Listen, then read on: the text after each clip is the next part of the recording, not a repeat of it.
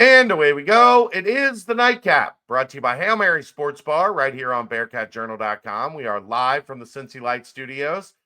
You know where you can get Cincy Light? Hail Mary Sports Bar. 27 TVs, 9-screen video wall. There's not a bad seat in the house. They subscribe to every sports package that DirecTV offers. They can stream all the games, and Cincinnati sports will always be on the video wall. Make your way out to Cheviot. They're on Harrison Avenue. They're in the Dora district, so you can go from bar to bar with your drinks. But just stay at Hail Mary's. They got a brand new walk-in cooler, brand new draft lines. And not only do they pour the coldest beer around, but they'll pour your Cincy Light in a 32.8 degree beer frosted glass. All right, Aaron, let's get this little show on the road as it's Portal Week here at Bearcat Journal. Worst time of the year. Decisions flying left and right. Sure. Thanks to the Crown, everything was condensed to this week, but we got all the action in a week like that. I would maybe we'll just it's Portal Week at like Shark Week. Every year we'll just label it Portal Week. Hopefully not after playing in the Crown, but like the week that the portal opens, just call it Portal Week. We talked yesterday about the departures. We talked Sunday about the new arrivals. We have our first I'm back of Portal Week. I'm back of Portal Week, Aaron, and that is Jizzle James, who is returning to Cincinnati amid there was a lot of speculation that Jizzle would be entering the portal. There was one person that was steadfast in his belief that Jizzle would be a Bearcat for the 2025-2026 season. It was this guy. It was me. Not to toot my own horn, but a lot of people doubted me on that, and that's understandable. I get it. Like, a guy staying for his third year isn't how college sports works anymore. So I get it. They didn't have a great season. Juwan Roberts was at Houston for like 17 years. So he was. But, he was from a different era. Yeah, he was there when Hakeem won. But Aaron, your thoughts on Jizzle James returning to the Bearcats? Jizzle he's an exciting player. There's no doubt about that, especially when he's on. It's really, really fun to watch him cook. That said, he's got some work to do. He's got some holes in his game. We saw probably more 10 miss shots games from him than you like to see. But I think some of that was this team struggled to create their own shots, and he, for whatever it's worth, I mean, good for good or for bad, he was creating a shot. So that was not something that he lacked the skill of doing. We just need to see more of those go in. He needs to improve on his three-point shooting. He needs to improve on drawing contact when he goes to the hoop. He needs to improve on going to the hoop.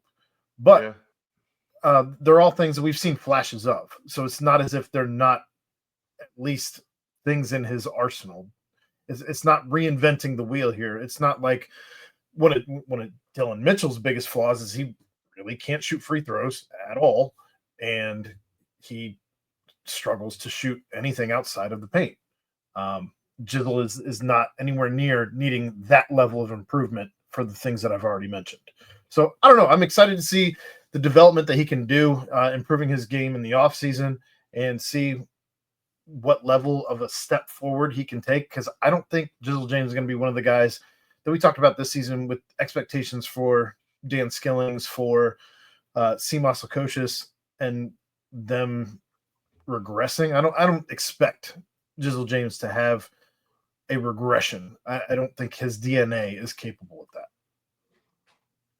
Yeah, I mean, one, I do think, you know what really would have helped, Aaron, is if this team was better on the offensive glass, because he was taking mid-range shots that generally come off the glass reboundable, not like shots that are, threes going back to the arc. Out.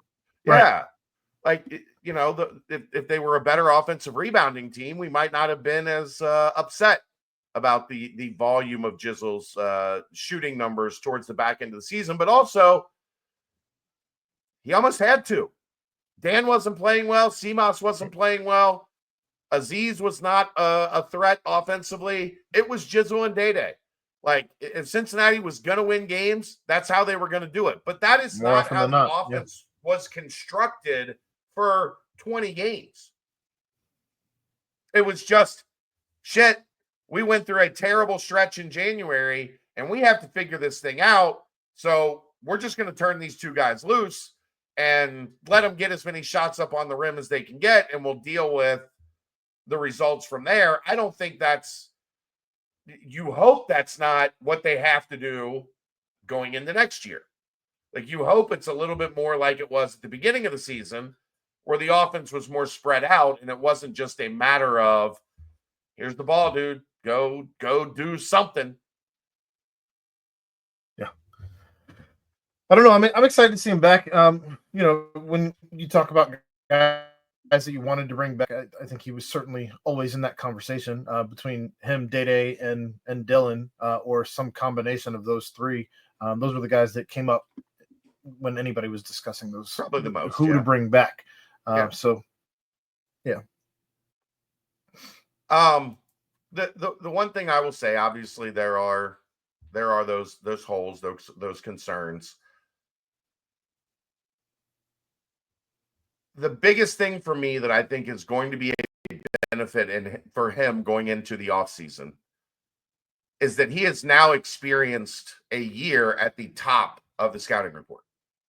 Like, that is not going to be new to him coming into next season like it was new to him coming into this season. Outside of the stuff that he had going on off the court, that, whatever, there was a lot in his mind going on through the first half of the season, whatever. On the flip side, now that you're on the back side of that, he is going to be able to operate with the knowledge of everybody loading up to stop you.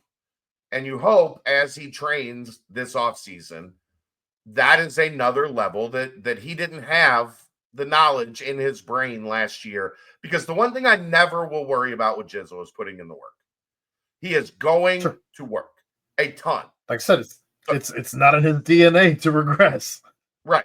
So now that he has that knowledge, hopefully, as they attack this offseason, they are attacking it with the knowledge of,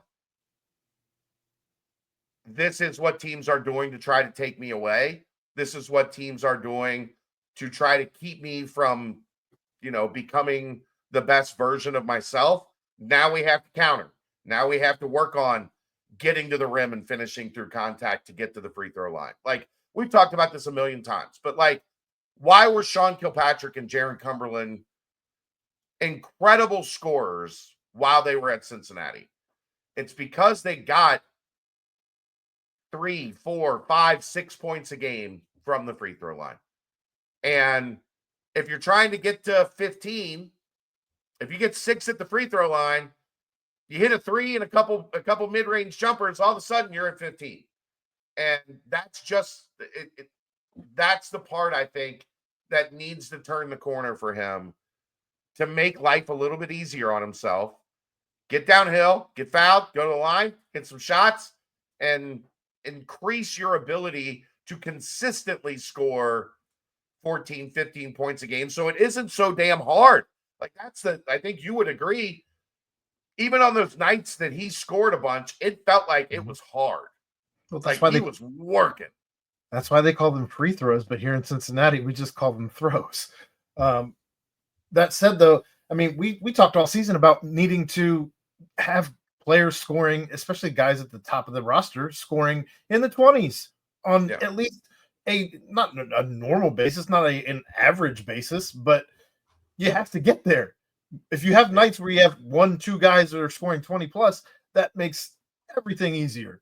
And to your point, if you're hitting, 5 to 7 points from the line, now you only have to get 15 to get to 20, 22.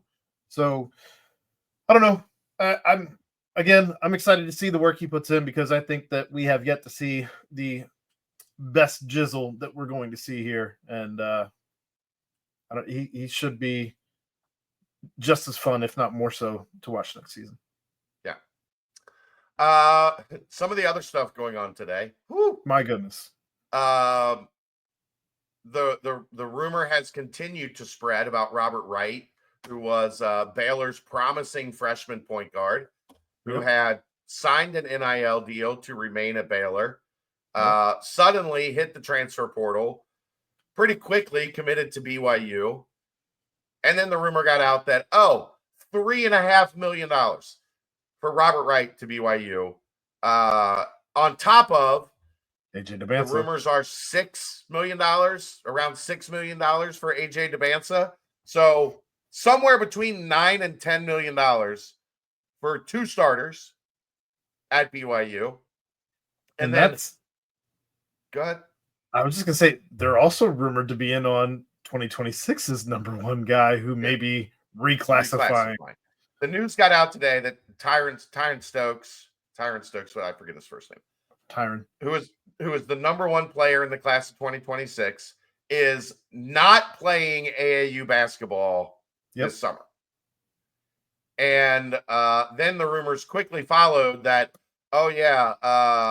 there's some talk going around that BYU is also working to get him on their 2025-26 roster and skipping his senior year of high school.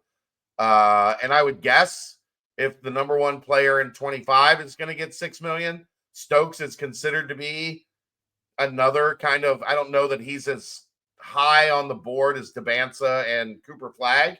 So he's at what, 5? 5.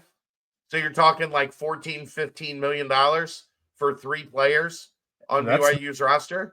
That's not including Richie Saunders. One of the BYU fans dropped that they might have 20. And it sounds like that might not be like the shut up, dude. The BYU's not spending $20 million on their roster. They might be spending $20 million on their roster. It's crazy. It's absolutely crazy that's where we're at right now with college sports. And then JT Toppin, there were rumors of him potentially entering the NBA draft. I think that's what most people expected. I did. And then today he announced he is returning to Texas Tech, and the word got out that $4 million was the number to keep him at Texas Tech for his junior year. That's the crazy thing. That was only his second year of college basketball. He played 1 year for Rick Pitino at New Mexico, 1 year at Texas Tech, and now he's getting $4 million. I thought he was gonna go pro, and we had this conversation actually in this space, and you did not think he was going to go pro, and here we are. Again, like we have joked around about this when you send things into the group chat about these numbers that guys are getting, and it's like, look, man, a school that has a shit ton of stupid money to spend is spending that money. And Texas Tech, I think they've only got 1 other guy on the team besides JT Toppin right now. Yeah. So they had a boatload of NIL money that they had to spend on somebody. JT Toppin, come on down, and we'll build around you from there. But if you're gonna build around somebody, that's a damn good player to build around. Build around the guy that can get you 18 and 10 every night. Like, regularly. Yeah, build around him. Regularly get you 18 and 10 every night. But he was like a late first round kind of guy, late first, early second kind of guy, which is like, $1.5 million a year. And instead, he's going to stay at stay in the Big 12, stay at Texas Tech, and he's going to get $1 million. If that 18 and 10 can somehow become 24 and 12, maybe you're. I don't think 20. Well, with everybody gone, maybe you're right. Maybe it is 24. Maybe his usage is so high. I mean, I would think more like 21 and 12, something like that. But depending on what's around him, you might not be wrong. They might just be throwing it to him and going, "I dare you to stop him." Good luck. He's that Most good. couldn't. Most could Yeah, not he's this that year. good.